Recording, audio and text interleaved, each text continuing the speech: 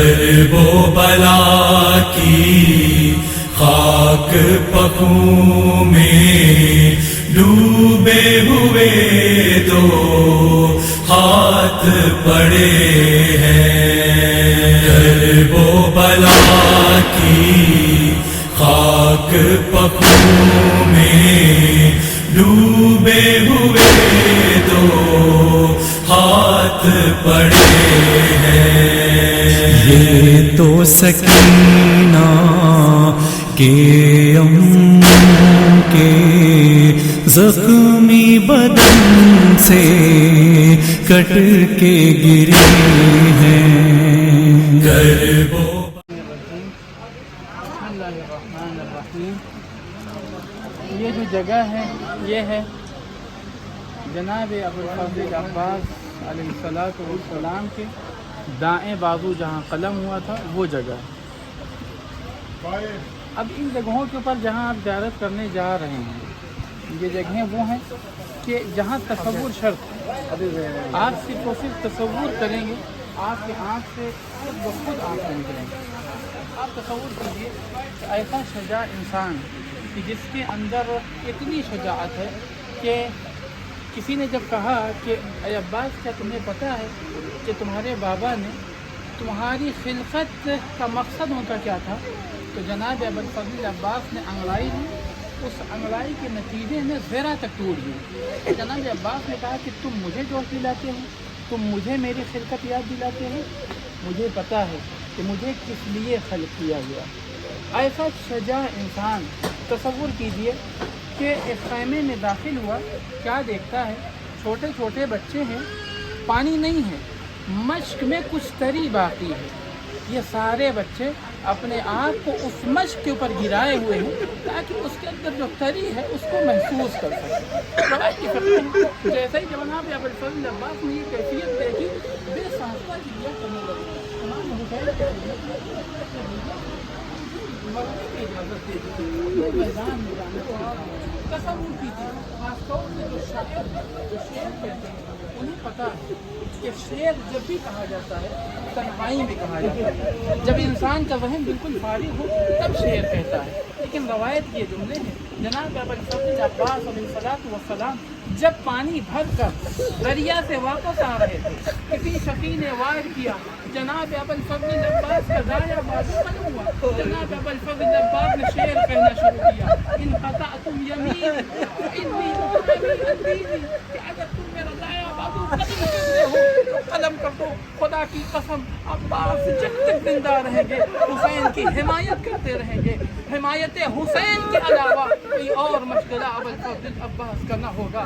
ہاں عزیزو، وہ وقت بھی آیا کہ جناب ابوالفضل عباس علیہ الصلوۃ والسلام اسی تیزی کے ساتھ خیمے کی طرف بڑھ رہے ہیں، بار بار خیمے کو دیکھتے ہیں اور بار بار اس آرزو کو دل میں رکھتے ہیں کہ میں کسی طریقے سے مشق سکینہ کو خیمے تک پہنچا دوں، لیکن اللہ رے حسرت عباس، وہ عباس جو سب کی حاجتوں کو پورا کرتا ہے، اس کی حاجت پوری نہ ہوئی اور ایک مشق سکینہ چھدا، پانی بہ گیا، عباس کی آس ٹوٹی۔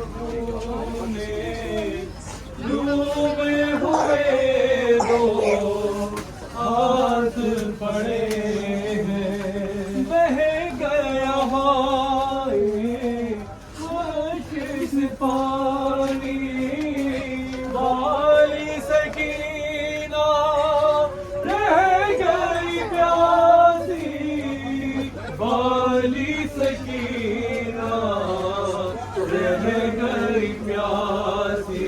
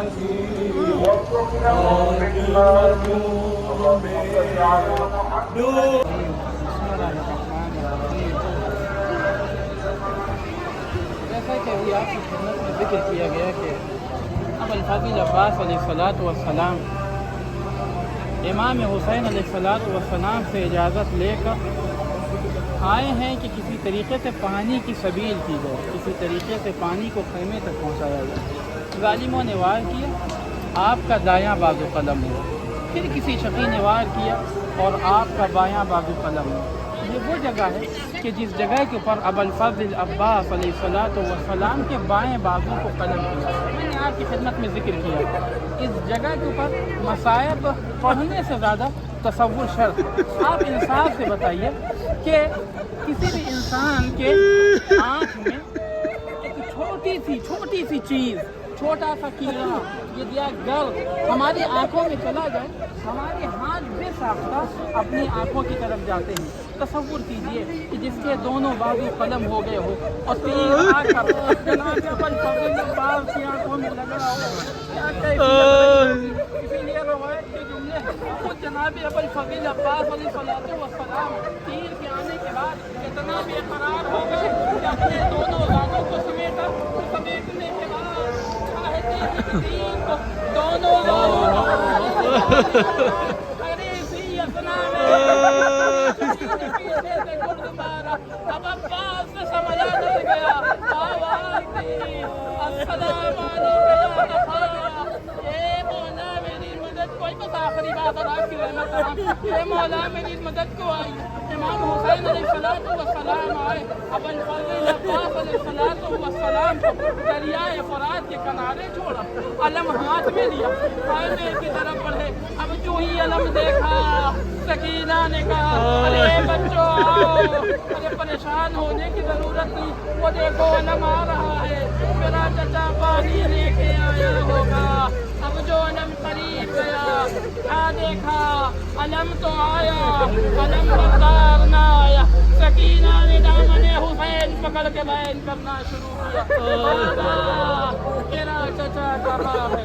اے بابا مجھے پانی نہیں چاہیے۔ ایک ہی زری میں، اسی کے دائیں طرف جو زری بنی ہوئی ہے، اس زری میں گنج شہیدہ باقی شہداء ہیں، ان کی قبر ہے، اور جیسے ہی آپ داخل ہوں گے उस तरफ से बाबुल राज की तरफ से, उधर से जो सबसे पहली कब्र है वो कब्र है जनाब हबीब इब्न मज़ाहिर। गोया कि एक तरफ जनाब हबीब इब्न मज़ाहिर अकेले और दूसरी तरफ गंजे शहीदा इमाम हुसैन अलैहिस्सलाम की अलमबरदारी कर रहे हैं कि हम आज भी आगे खड़े हैं मौला, आप पर किसी तरह का तीर आने नहीं देंगे, किसी तरीके की मुश्किलात को आने नहीं देंगे, बल्कि जो भी मुश्किल आएगी पहले हम पर आएगी, उसके बाद आपके पास आएगी।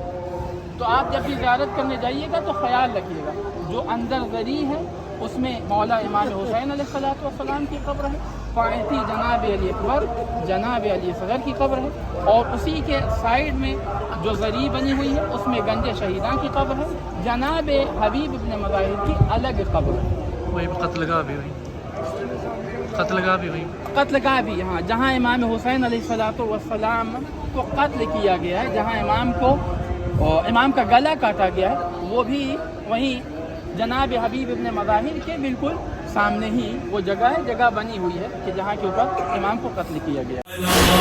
की खाक पखों में डूबे हुए दो हाथ पड़े हैं।